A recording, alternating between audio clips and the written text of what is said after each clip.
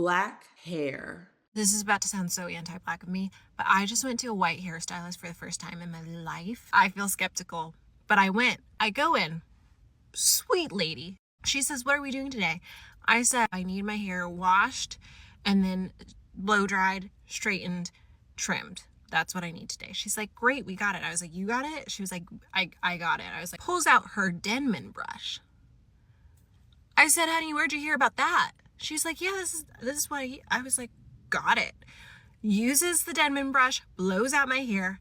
Gorgeous, by the way. She's like, "Okay, let's go ahead and straighten." She pulls out her rat tail comb. I said, "You're about to use that?" She said, "I'm about to use that." I said, "I was wrong. Let me just get out of your business. Let me let you handle what you know how to handle." I say, "Hey, how much do I owe you?" She says, $80. I said, is there one before the 80 or maybe a two before the 80? Because like, that's kind of what I'm used to. Are you sure that that's the right number? She's like, "Yeah." Handed it over willingly and then some.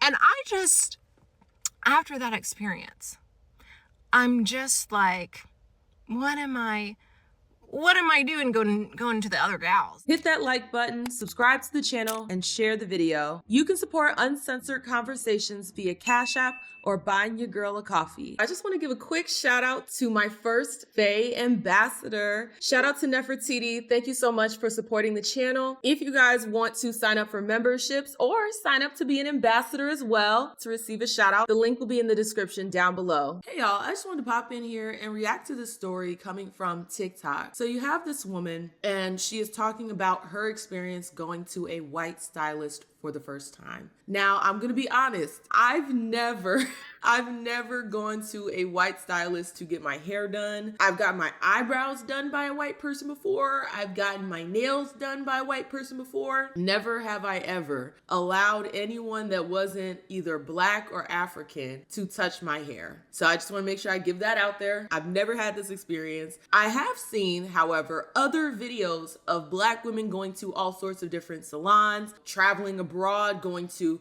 Korean salons, Chinese salons, salons in Japan, salons in all these other places, and then recording their experiences and showing the pros and the cons and all of that jazz. Me personally, I don't know if I would have taken the chance. Now, granted, she had a recommendation. This woman was recommended to her by another black woman. I've always felt more comfortable allowing somebody with hair like mine to do my hair. I have fine hair, but I have very dense hair. I have a lot of hair.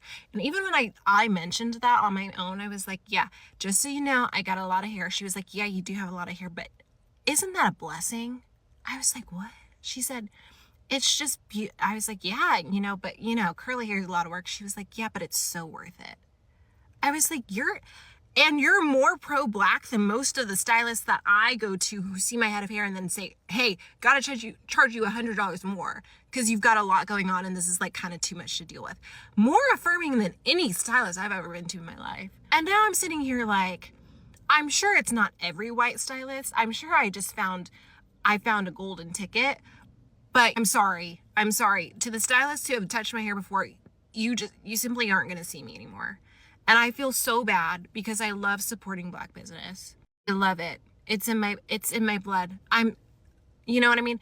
But I just, knowing what I know now, I can't go back. You know what I mean? Problems that she posed in this video are valid. The prices are astronomical. I remember when I was working in a salon, you could get a wash trim in a style for like $45, $50 as a natural girly. And the prices have just ballooned. The later 2010s and then the 2020s, the prices just exploded on the market. And I don't know if this was like the social media effect because everyone's running to social media to post about their salons. And then because demand, people started charging more. I don't know. Or maybe it's just the fact that property is more expensive. So leasing the facility to have your business is more expensive. So you have to pass that expense off to the customer. The price of everything is just so inflated. Salons, they have to charge more in order to keep up, in order to be able to pay themselves and pay their workers. I mean, let's be so for real here. Nobody goes into business to break even. People go into business to make money, to offer a service, but to make money and enrich themselves and enrich their employees. I understand from that standpoint why some of the prices have gone up the way that they have. Now, I do think that a lot of folks take it to the next level. They think because I charged a luxury price that means I am now luxury. And that's not entirely the case. You have some folks out here charging an arm and a leg to play in your hair, okay?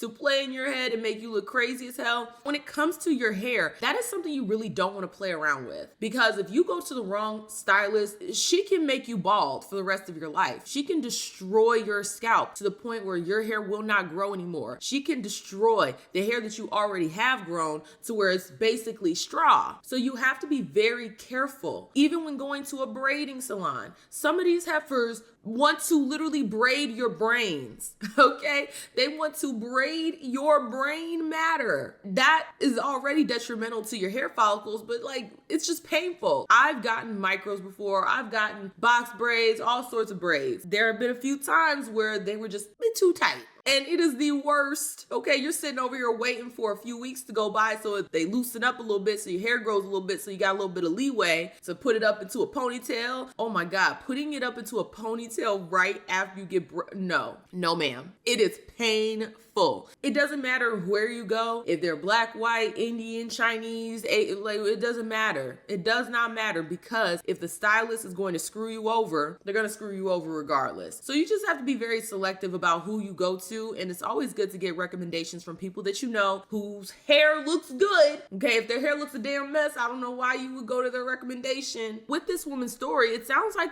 the white woman had her stuff together. She knew how to care for black hair. Took her time, sections, had the right brush. Y'all already know that brush, cinnamon brush. Yes, I have one of those. And when I worked at a salon, that is the exact brush that we use to blow dry our clients. It's cool that this woman knows what to do. And that's good for her and her business, because guess what? Now she's opened up an entire market for herself. Because I would not go to a stylist that does not know how to work with my hair. I just wouldn't do that. Why would I put you in that position? You don't know what you're doing. And then why would I put myself in that position to be on the opposite end of somebody who don't know what they're doing? But this woman in this particular case knew what she was doing. And shout out to her for being diverse with her skill set and knowing what to do with a blackety black client with blackety black hair. I do want to talk about the price. That price, especially since she knew what she was doing, honey, you gonna have to link her. Do you stay in the Atlanta metro area? Like, $80 is unheard of. It is absolutely unheard of. When I cut my hair right before my baby shower, when I was pregnant with Bella, y'all want to know how much it cost me to get my hair washed and cut into that style? $250. And if I wanted to go get my hair done again, it's gonna be another $250. And y'all already know you gotta leave a tip. If they do a good job, you gotta leave a tip. And she did do a good job. I loved my haircut. My hair felt really good after the fact. $250. And I didn't get anything crazy. When you see stuff like this, it makes you want to go, maybe I should slide over. Okay, maybe I should slide over to Becky with the good hair. Maybe I should slide over to Becky, who's gonna charge me $80 and not $250 and give me the same, if not better, service. Because I hear her loud and clear with the issues that she presented. They want to charge you a fee if you're late, but if they're late to get you back there in the bowl, then there's no money off. It's gotten to the point where folks want to nickel and dime you for everything. There are some salons where they charge you extra to wash your hair. I'm sorry, but the wash should be included. Why on earth would you want to put your tools on someone's head that you didn't wash and make sure was clarified and clean? That's disgusting to me. A wash should just be the baseline of what every single hairstyle you get comes with, because it's just disgusting. Now, I understand braiding shops don't typically do that. The price is what's really sending me. $80. And not only that, the treatment. I have heard that phrase before. She said, usually when you go into a salon with, black folks, if you have a lot of hair and it's long, oftentimes you will get met with that, this is a lot of hair, as if that's a bad thing.